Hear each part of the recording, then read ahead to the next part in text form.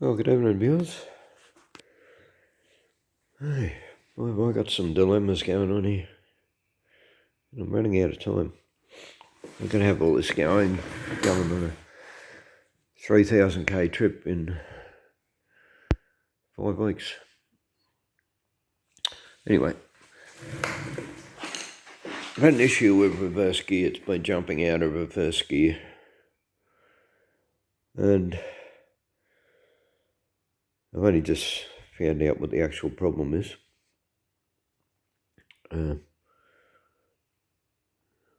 Anyway, we'll get to that in a minute. What I did want to show you, I'd made a jig, which is on a previous video for setting up the first and second gear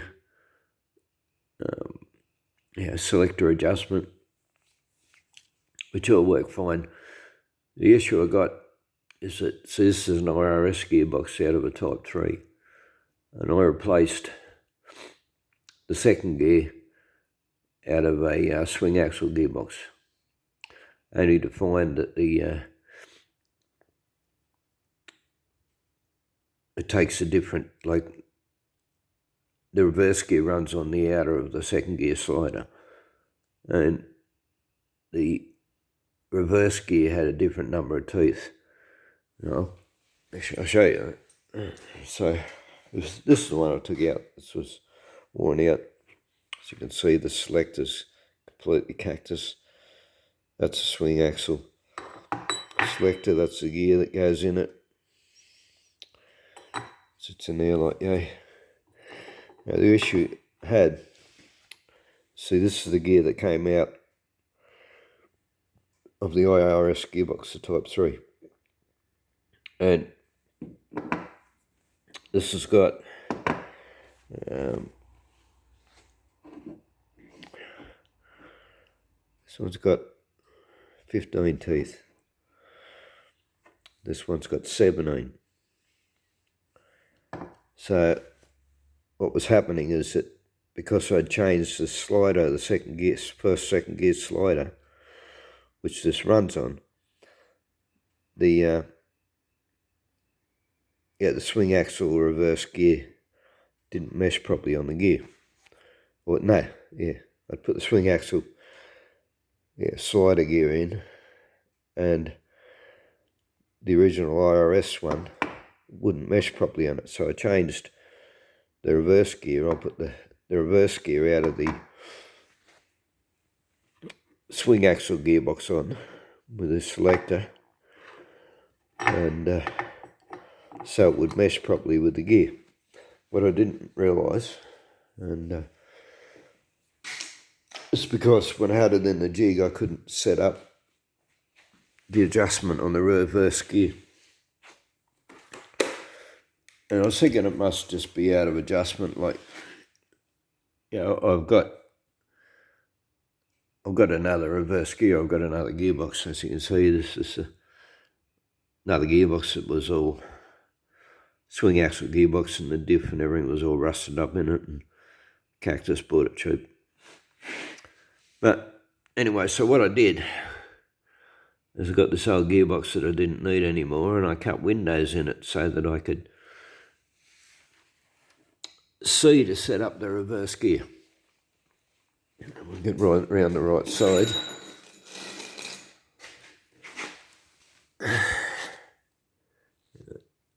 It's the reverse gear there. Yeah. And I've just discovered now what the issue is. So the shaft on the swing axle gearbox takes a different bearing to the IRS gearbox, and I just started measuring things up, and even where it fits in is different. I've had to cut a heap out of this gearbox. Everything's different in it. The spindle bit was different. different size. I had to cut it out and everything to get it fitted in. Even the the third and fourth selector shaft didn't fit in either. I had to cut that bit out. But anyway, but I've just realised, as I said, what the problem is that I get enough light on there. So this is this one here with the brass selector part around the gear. That's the reverse gear. You see, it's not meshing. It's only halfway into the first, second gear slider. So it's not meshing properly. That's why it's throwing it out. And the problem is that I can't actually go down far enough because it's hitting on the bearing. And I didn't realise this at first until I actually took the bearing out, put the bearing out of the reverse gear, idle shaft bearing, out of my IRS gearbox, fitted it into place, measured the height from the top of the bearing to the face where the join, where the end piece goes on. And that's why you can see a texture mark on there. And that's the height that it sits at in the other gearbox. And it just doesn't allow it to go down far enough to mesh properly with the gears. So I've got two options now. Both are expensive. One is I can buy the proper. Like either way, I can't use this reverse gear. It just doesn't work with my gearbox. The swing axle reverse gear is just not going to work in the IRS gearbox. So I have the option now of buying a new first, second gear slider, which is what was worn. It was worn. But you see the groove above the gears? That's where the selector runs, and that's where it was worn. See, originally my IRS, when I first put this gearbox in, the IRS gearbox, it wouldn't engage second, most of the time, and when it did engage second, it'd just pop out again. That's what I found, is that the selector itself was fine, but where the selector runs in that trench in the gear was worn out. That's why I swapped it over. So as I said, I now have the option of buying a new first, second gear selector and then having to set up all the selector adjustment again at a cost of $188 plus postage. Or what I can buy for $108 is an IRS type reverse gear that will mesh properly with the swing arm first, second gear slider. That makes sense. So it's a cheaper option. And problem is the company that's got them is on holidays till the 3rd of September, which is only another week away. But it's sort of pushed me like a bit. I wanted the whole thing going before then. Anyway, something I want to point out, if you're going to do this, if you've got a spare gearbox, because this is basically the only way you can adjust the reverse gear properly and make sure it's meshing, and is to get an old gearbox. And as I said, I made up a jig to do first and second, but I couldn't do reverse because the reverse gear shaft, the idler shaft, fits into this side of the casing. So I had to get it into a bottom, to a main part of the casing just to have the shaft in place, so I can check the adjustment. There's two adjustments too. There's not only the height adjustment, but there's also adjustment on this arm. spin it around a little bit. There's but that's your height adjustment there. There's also another adjustment if I can get the light in there. Light's going to show it there.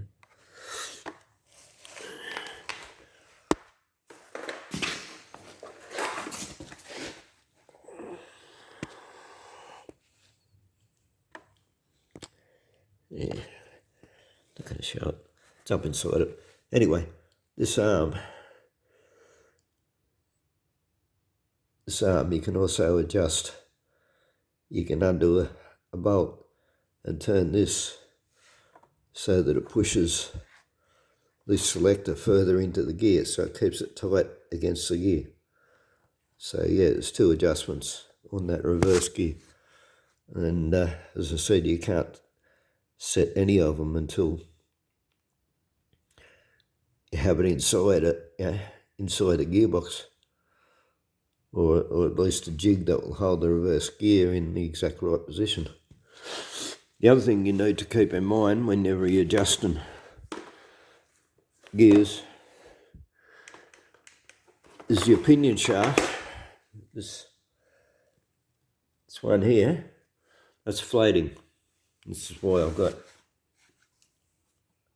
an adjuster in here. That's for a piece I made for getting the tooth nut off there. This adjustment, I've used that, yeah, to push up the shaft. So this main pinion shaft is floating, and its position is determined by shims where it bolts into your casing, this bottom casing. I said, yeah, it's not bolting into this casing because it didn't fit, because this is a swing arm gearbox, and yeah, this is out of an IRS. So what you got to do, if you are going to do this and set up your own make a jig, or make a gearbox into a jig to adjust your gear selection, is you have to measure the height of the shaft before you pull it apart. And whilst it's bolted,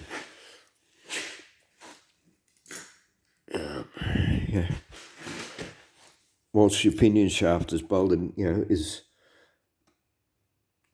it's a 4-bolt, you got 4 bolts. If it's an IRS, you got that,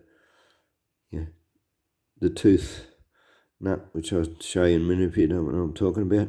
But anyway, that pinion shaft has to be fixed into the bottom of the casing, and then you have to measure the height. See if I can balance on this. I do with things one hand sometimes. Anyway, I'll sit it flat. But yeah, because this is actually, it's not going to show it properly. But yeah, that's what I did before I pulled it apart. Is I measured the exact height of the shaft, the pinion shaft, from the casing, so that when I got it in the box, I could, jack it back up and get it at the exact same height. And you have to have that right before you do any selector adjustment.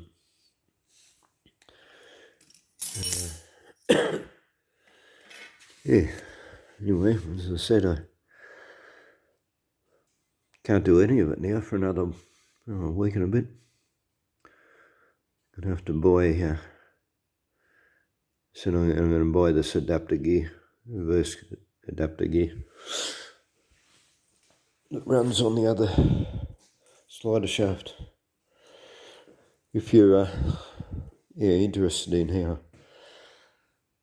pull a gearbox apart, I've made a video. It was a while back, probably even close to a year ago or something. I made a video on how to pull a gearbox apart, how to set it up in it. I made a different jig that time when I adjusted the first, second gear selectors, and also made a video on how I made this ring gear holder. This ring gear. That's your ring gear. That's what holds your pinion in. And that has to be done up to 150 torque pounds. So, yeah. So anyway, as I said, I made a video on that and talking it, and yeah. So if you're interested in that, look it up. Anyway, babbled on enough, but